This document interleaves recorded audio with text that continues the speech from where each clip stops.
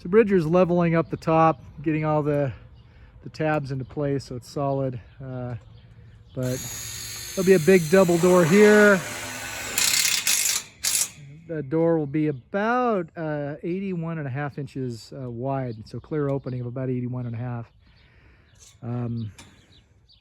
So Bridger is just in the process of getting all the verticals in and square, and then we'll go ahead and get these windows and doors all made.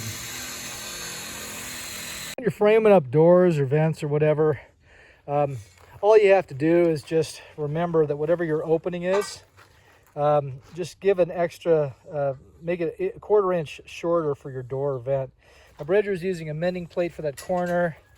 In addition to the mending plate, there's an L bracket on the opposite side, so right here.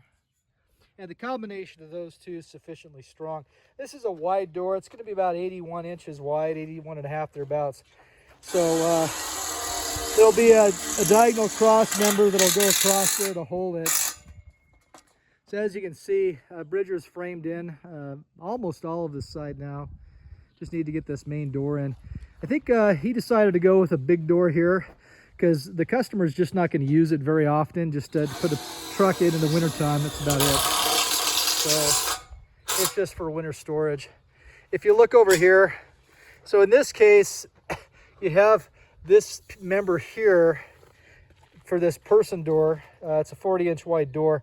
So this piece here, this is 80 inches minus 1/4, because that's the 80 inches from the bottom of this one here to the top of this one down here, okay? So 80 minus 1/4. And that's what these are, so 79 3/4. Okay. Now this member that goes between the two, it's this width here.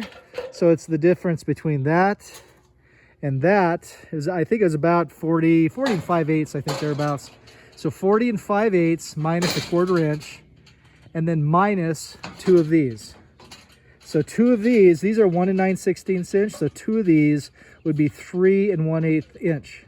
So what you need to do in the case of this member, after you've measured this at 40 and 5/8, all you do is subtract 3 1/8 and then 2/8 on top of that, or 1/4. So 3 3/8 minus 40 and 5/8. That's, so you don't need to go and repeatedly measure stuff. Just remember that, and it works out pretty good. So for this member is just the height minus 1/4 inch. This member here is width minus 1/4 inch, and also minus 3 3/8. And then, or excuse me, 3 1/8. So width minus 1/4 and minus 3 1/8. And that's all you need to know on that. It comes out okay. Now you notice this gap here. It's not a big deal, because what'll end up happening is when you put your trim in there, you can move that trim and close that gap. So you won't even notice it when it's complete. The other thing that was done here, if you look, so what Bridger did is he put in these mending plates here, and what that does is it holds it, because you're going to be fastening polycarbonate on the other side, and you need something, a back plate, to hold it. These will be taken off after the polycarbonate's in place, and then this gap here, this will allow us to get a Sawzall in there and trim the polycarbonate just perfectly. We'll use that as a guide. Now you'll notice some doors we use a bigger horizontal or diagonal, and other times we just use these small ones. We just happen to have some scrap. There's no reason to throw that away. And 2 of those work just fine. You don't need a big, humongous piece going from 1/4 to 1/4 when you can do something like that. So we decided to give the customer a vent here as well. She wanted a more easy to access vent, plus the 2 vents up on top of the big huge door here for her car, her ATV. And then they have the person door over there. So the other side, we just have those vents on top. So the vents are on top, and then there's that person door there. That's all the customer needed for this. So this, we're gonna go, and Bridger's gonna go put this frame up, and then it's time to put on the polycarbonate.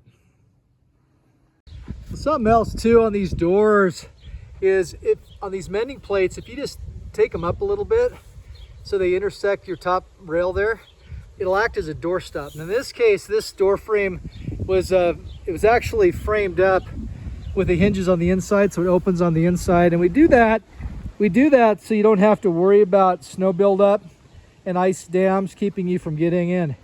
The other thing is, so when the door here opens up, when you shut it, that stop, it's gonna hit that rail and stop the door. It can't go, hyperextend itself. And because of that, this latch here, so you have that latch there, you don't actually need the catch. All you have to do is put that there, because this bolt will actually stop it from opening up. So it saves you from having to do that work as well. So yeah, the whole thing is done at this point as far as framing goes. We just need the polycarbonate.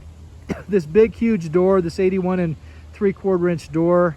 We'll put the hinges on the outside right over there. That's where it'll be.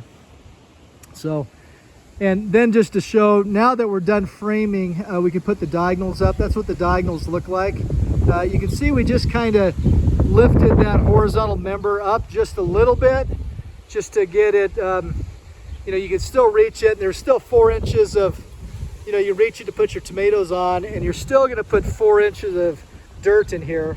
So once the dirt is in here, and we'll fill up the gap on the side, it should be just perfect, the perfect height across the board to be able to tie off tomatoes and have plenty of head clearance for yourself or whatever you store in here. So that's where we're at on this. This is a final framing video. Bridger did a really good job on this, so I think he did a pretty good job. Did you do a pretty good job, buddy? I did a pretty good job. You did a pretty good job. Okay, see you later, pal. See ya.